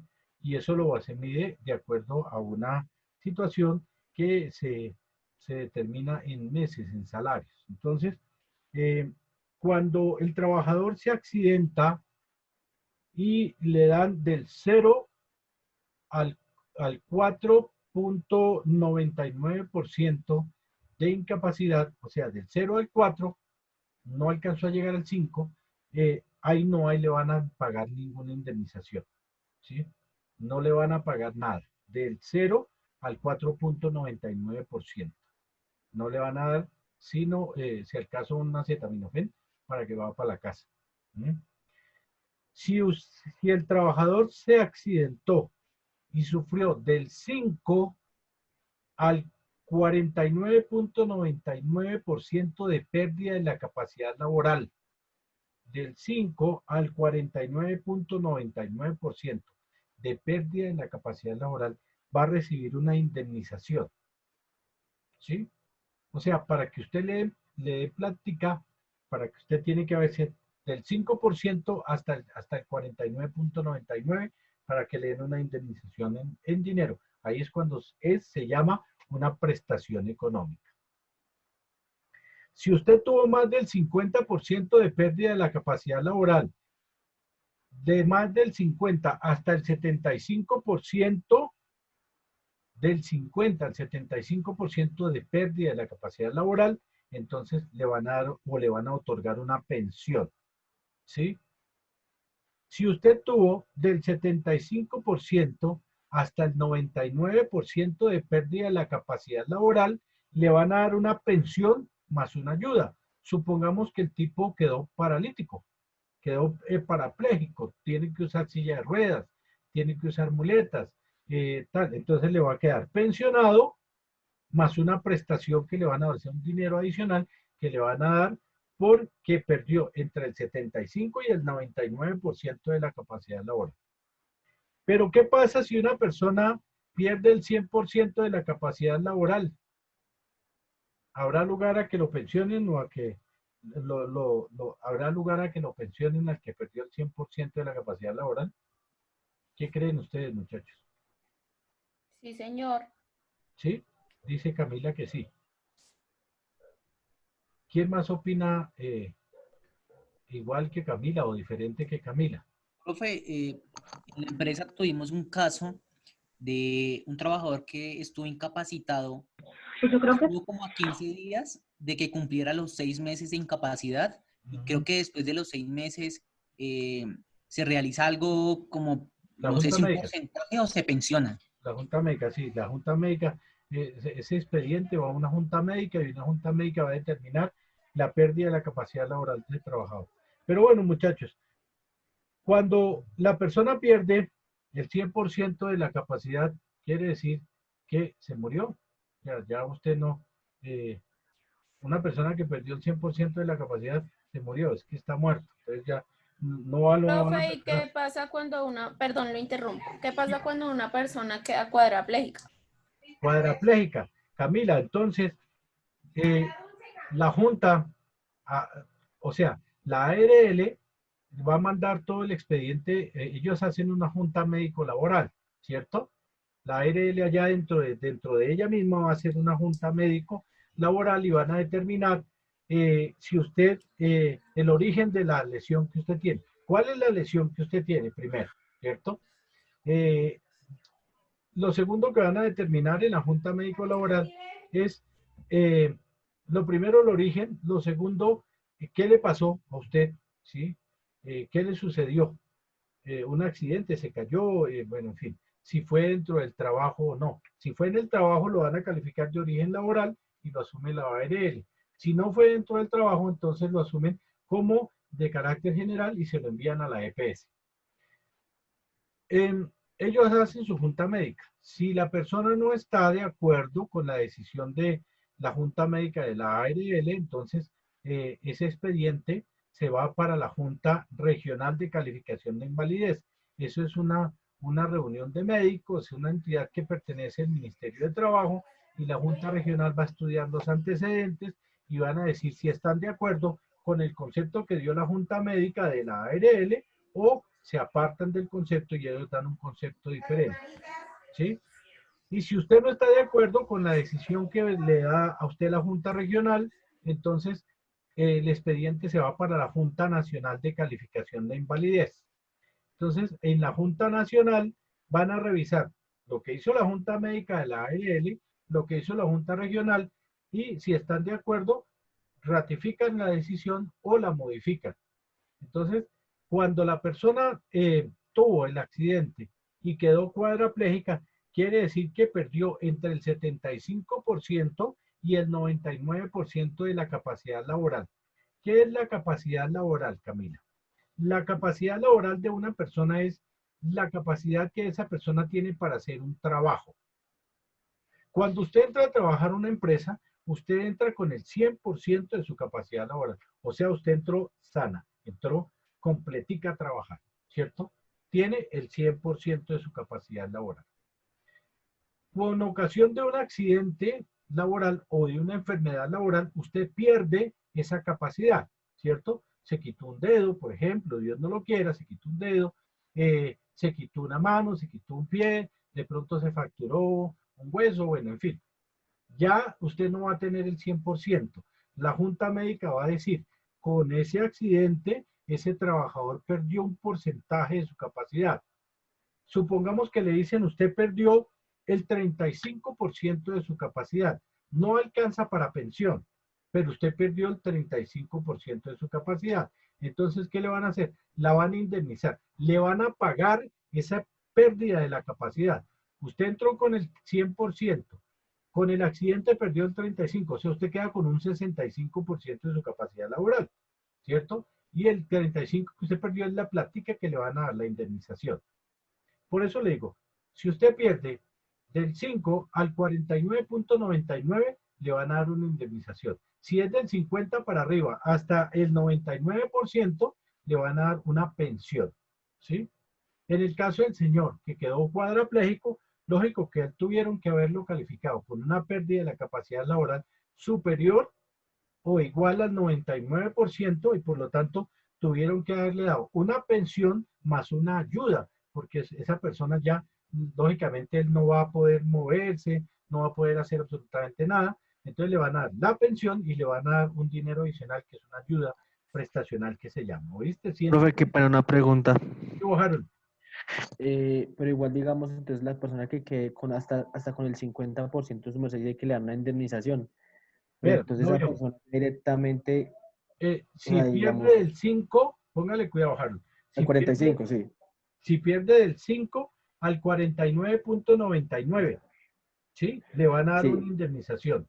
Pero digamos, entonces esa persona lo indemnizan, listo. Pero directamente, o sea, digamos, a él le va a quedar como una restricción laboral de alguna forma o le va a dañar, digamos, de alguna forma, o sea, el trabajo, porque ya, digamos, o sea, va a quedar con, igualmente es una indemnización, pero igualmente no va a tener ya su cuerpo como tal, su estado físico, por ejemplo, laboral. Supongamos que usted perdió la mano izquierda, supongamos que ese trabajador perdió la mano izquierda, y entonces le hicieron la junta médica y le dijeron, señor, usted perdió el 49.99%, no alcanzó para pensión, lo vamos a indemnizar, ¿cierto?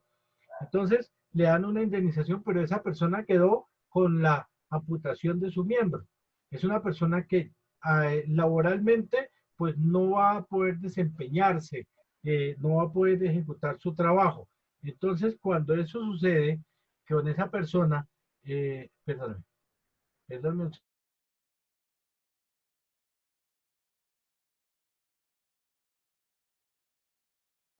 Entonces, ya le estoy diciendo, cuando esa persona pierde la mano, por ejemplo, van a decir, bueno, pues estábamos hablando de la mano izquierda, entonces perdió y le vamos a dar el 49.99% y señor, tenga esta plática y laboralmente pues usted ya no va a ser una persona útil, ya no va a ser una persona que sea atractiva laboralmente para nadie, ¿cierto?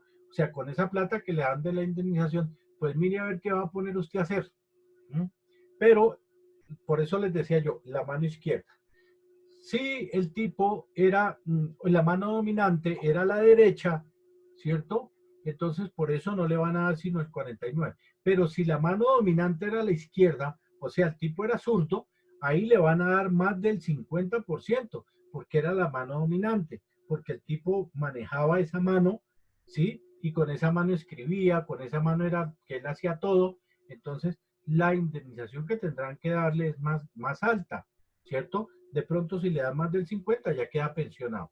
Si no alcanzó, viejo, le dan una plata y pues mire a ver qué se pone a hacer, monte una tienda, alguna vaina, pero pues laboralmente ya usted no va a ser atractivo para una empresa. Cuando eso pasa, por ejemplo, muchachos, que usted, en la junta médica que le hizo la ARL, usted no estuvo de acuerdo, fue a la junta regional, tampoco, fue a la junta nacional, tampoco. Entonces hay una opción que ustedes pueden entrar a presentar una demanda de carácter civil, una demanda de reparación civil extracontractual, demandar a la empresa por el daño que usted sufrió, para que lo indemnicen, para que lo pensionen, para que envíen, en fin. Pero pues ya toca hacerlo mediante un trámite judicial, ¿cierto? Pero eso ya es una cuestión que ya surge como ocasión de ese accidente, pero es una demanda de responsabilidad civil extracontractual. Pero digamos, profe, que para la última pregunta es sobre este tema, pero realmente esa persona, o sea, sí puede llegar a, o sea, en un caso de eso, esa persona sí puede llegar a ganar algo más contra la empresa o realmente ya es muy complicado No, que le den algo más. No, si la persona quedó así, pues yo siempre les aconsejo, presenten una demanda de reparación civil extracontractual para lograr que el empleador, o sea, la empresa que fue la que puso el riesgo, les dé una indemnización más, ¿cierto? Porque ¿qué paga la ARL? La ARL le está pagando a usted la pérdida de la mano, ¿cierto? Como en el caso de Camila, le están pagando al señor que el señor quedó cuadrapléjico. Le están pagando es eso. Pero se puede demandar a la empresa para que la empresa repare los daños. La pérdida de la mano es el daño material, ¿sí? Entonces la empresa le va a pagar el daño material. ¿Cuál es el material? La pérdida de la mano. Pero a usted nadie le ha pagado los daños morales. O sea, la angustia, el sufrimiento, el dolor, la tristeza, el trauma, ¿sí?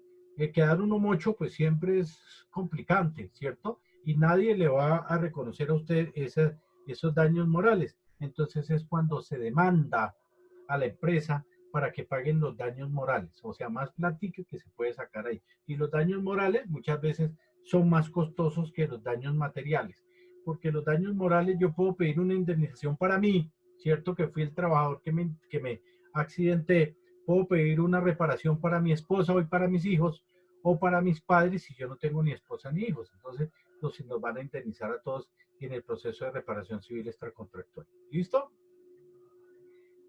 Profe, Okay, profe. mira, ya aquellas personas que digamos que tengan el túnel carpiano. Sí.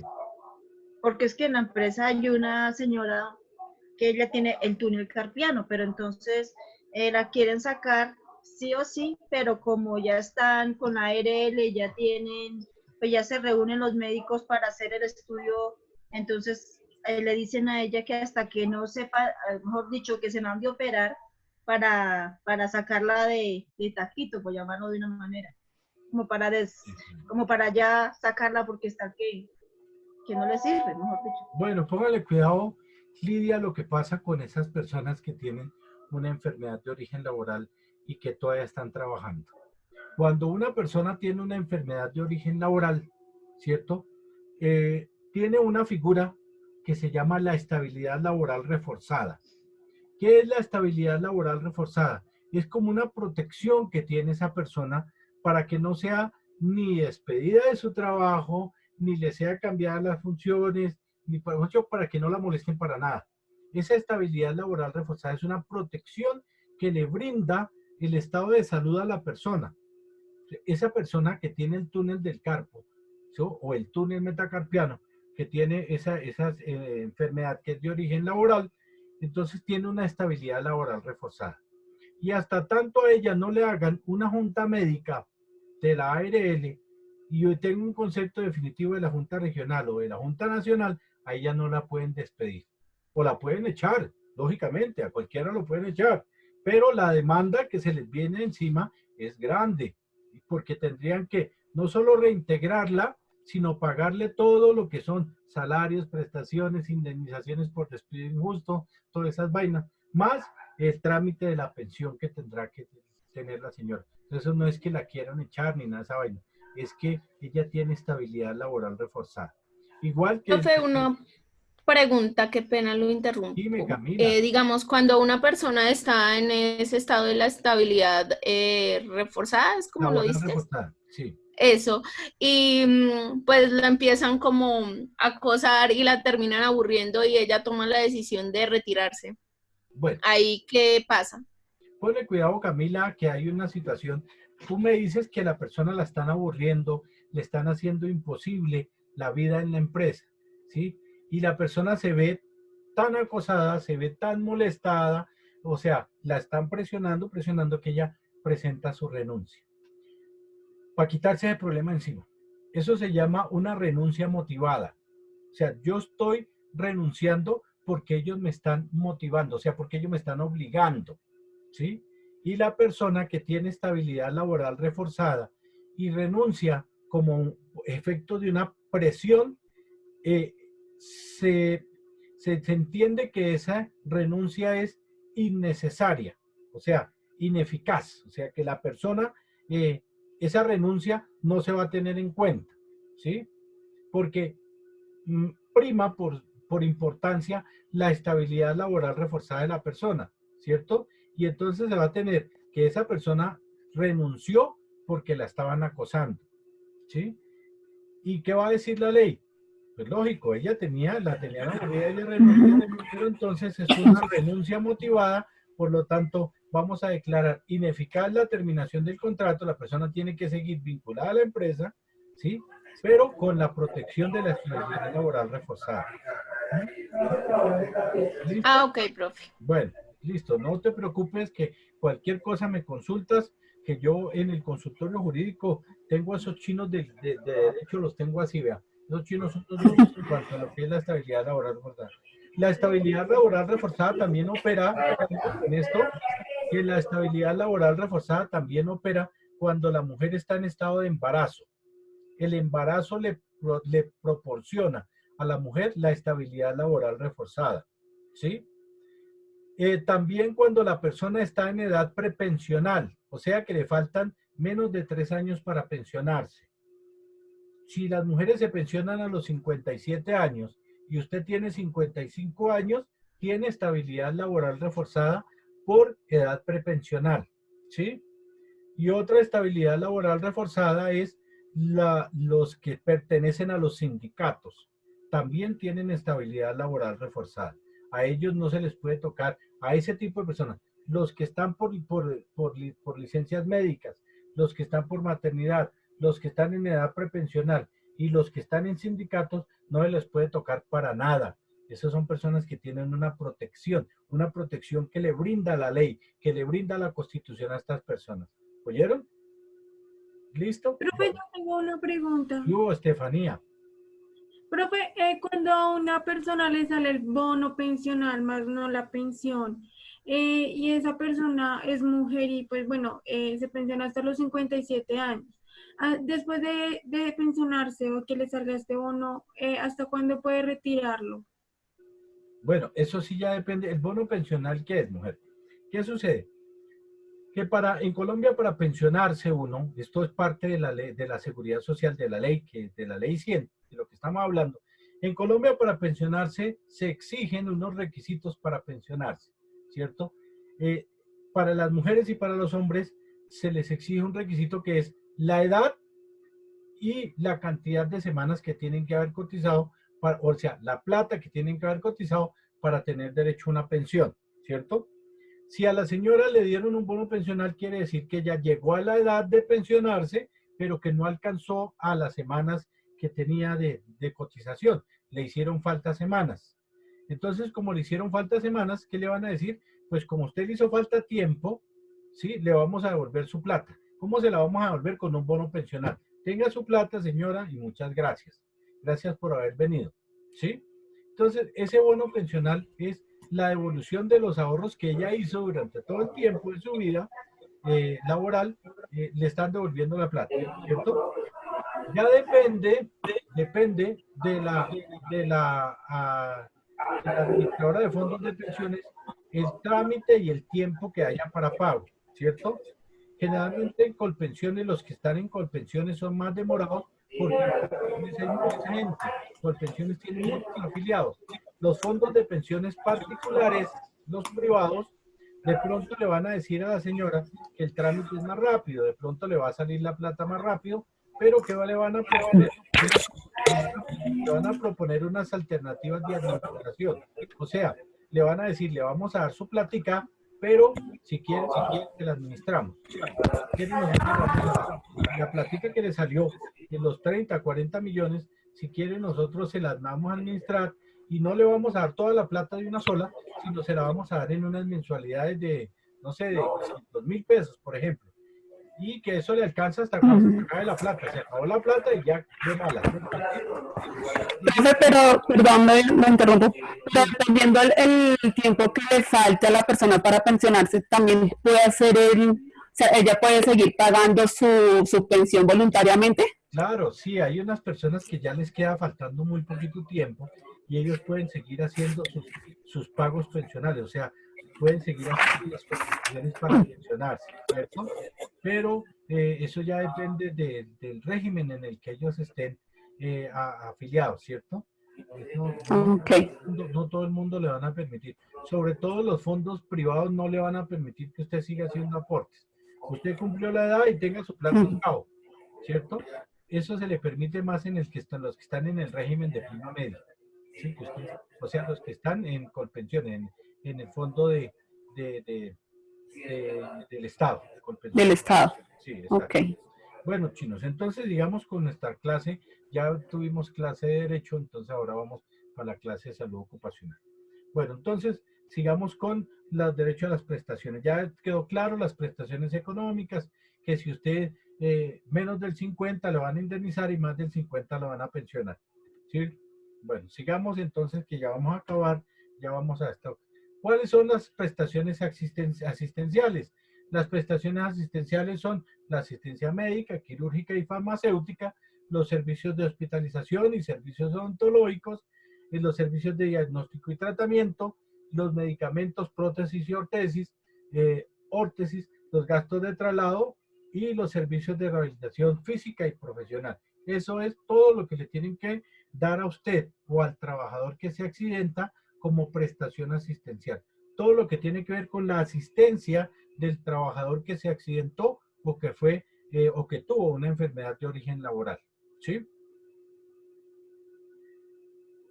Ya vimos cuáles eran las prestaciones económicas, ahora vimos cuáles fueron las prestaciones asistenciales. Las prestaciones económicas es el subsidio por incapacidad temporal, ¿cierto? Tengamos en cuenta que para que a uno le paguen una incapacidad, tiene que tener más de 3 días de incapacidad. A usted no le van a pagar ni 1, ni 2 días, ni 3 días, nada, eso no le pagan. Esos días son como... Profe, una preguntita, qué pena.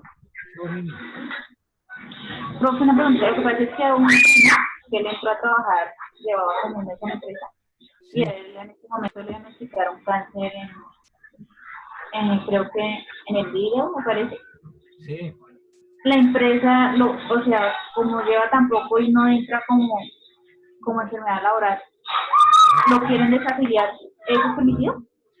No es que sea, no, el cáncer no es enfermedad laboral, el cáncer es enfermedad general, ¿cierto? Porque eso ya, él tiene que, a no ser que de pronto el tipo tenga una actividad que esté manejando rayos X o alguna vaina de esas, ¿cierto? Que trabaje en un laboratorio de rayos X o que trabaje con químicos, alguna vaina. Pero si es de origen normal en el ileón, que tú dices, entonces es una enfermedad de origen común y eso tiene que atenderlo es la EPS.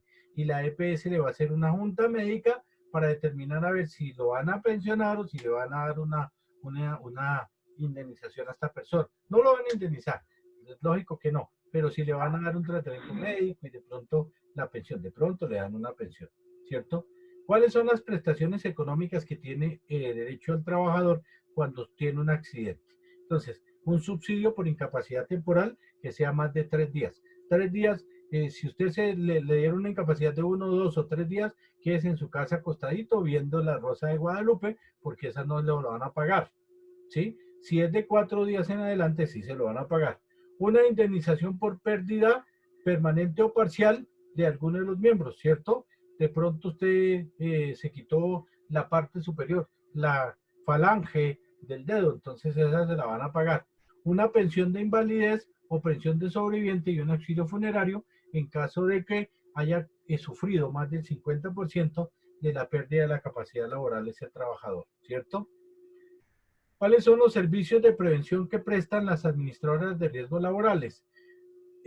Como opciones de prevención de las administradoras de riesgos laborales está la capacitación en el COPAS, la capacitación a todas las brigadas de emergencia, todas las que hayan en la empresa, una asesoría básica del sistema de gestión y unas actividades o unos programas de fomento de estilo de vida y trabajos saludables. Eso es lo que siempre nos van a ofrecer las ARLs, una capacitación en el COPAS a las brigadas, unas asesorías básicas y un fomento de estilos de vida y trabajos saludables mediante programas de PIP, ¿sí? Eso es lo que ofrecen las ARLs, porque eso es lo que está en la ley. Ya las ARLs antes le daban un vasito, un lapicerito, ya eso está prohibido. Ya ellos no pueden ofrecer esa vaina. Bueno, miremos a ver cómo se determina la categoría de riesgo o lo que tiene que pagar una empresa de acuerdo a la categoría de riesgo. Si es riesgo 1, entonces van a pagar el 0.348% de un salario mínimo. Y si es valor como riesgo mínimo, ¿cierto? Y como máximo van a pagar el 0.696% de un salario mínimo. Espérenme, chino, espérenme. Espérenme que...